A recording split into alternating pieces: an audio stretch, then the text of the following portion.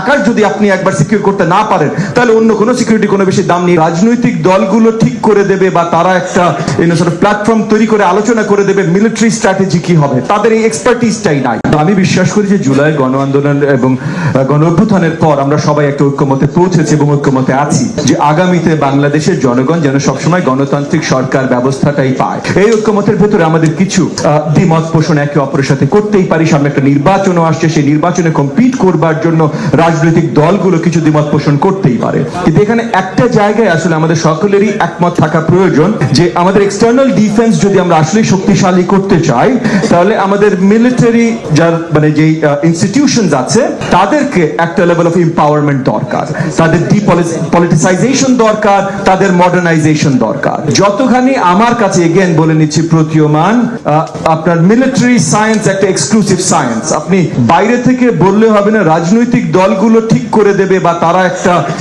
Platform তৈরি করে আলোচনা করে দেবে মিলিটারি স্ট্র্যাটেজি কি হবে, তাদের এই এক্সপার্টিসটাই নাই। আমরা যেমন কোন রোগীর ব্রেইন সার্জারি করতে যাব না, তেমন একই মিলিটারি স্ট্র্যাটেজি আমরা তৈরি করতে যাব না। মিলিটারি স্ট্র্যাটেজি তারা এইটার স্পেশালিস্ট, তারাই করবেন। তো সেই জায়গা থেকে জাতীয় রাজনৈতিক দলের তরফ থেকে যে জিনিসটা আসা দরকার হলো, আমরা ডেমোক্রেটিক ঐক্যমত যে এই দেশের শাসন যেন সবসময় ডেমোক্রেটিক উপায়েই হয়। আমাদের যদি মডার্নাইজ করতে হয় আমাদের মিলিটারিকে যদি এম্পাওয়ার করতে হয়, তাহলে আমাদের ইকোনমিক এম্পাওয়ারমেন্টটা দরকার। সো ওই যে পলিটিক্যাল ইকোনমি নিয়ে কথা বলেছিলেন প্রফেসর ইমতিয়াজ, পলিটিক্যাল ইকোনমি, আমাদের ইকোনমি কিভাবে আমরা স্ট্রেনথেন করবো, যেই জায়গাটায় এই মুহূর্তে আমরা যেখানে দাঁড়িয়ে আছি সেখানে সবচেয়ে বেশি গুরুত্বপূর্ণ হলো স্টেবিলিটি নিয়ে আসা। স্টেবিলিটি যদি আমরা না নিয়ে আসতে পারি, আমাদের ইকোনমির এখন যে অবস্থা আছে, এই economy is the base of everything. So এই বেসটা যখনই দুর্বল হবে, তখন এর উপরে দাঁড়ানো সবকিছুই দুর্বল হবে। আমাদের মিলিটারিকে এম্পাওয়ার করতে হলে এই কাজগুলো করতে হবে এবং আমাদের ফরেন পলিসিতে হয়তো একটা ঐক্যমত থাকতে হবে। কারণ আজকে জিওপলিটিক্যালি কি হচ্ছে, রিজিওনাল রাজনীতিতে কি হচ্ছে, এই যে চায়না কন্টেইনমেন্ট নিয়ে কথা হলো, আমাদের প্রতিবেশী ইন্ডিয়া আছে তাদের নিয়ে কথা হলো,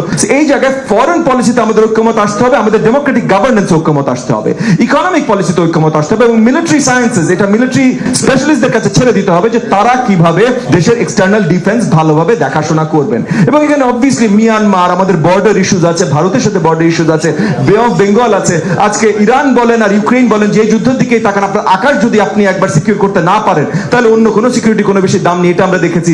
আমাদের অ্যান্টি এসপেনাজের কাজ করতে হবে, এগুলো সব মিলিটারি সায়েন্সেস। আমি মনে করি আমার জায়গা থেকে যে এগুলো আমরা মিলিটারি স্পেশালিস্টদের উপরে ছেড়ে দিই, আমরা ঐক্যমত নিয়ে কাজ করি, আমাদের ডেমোক্রেসি, ফরেন পলিসি, ইকোনমি।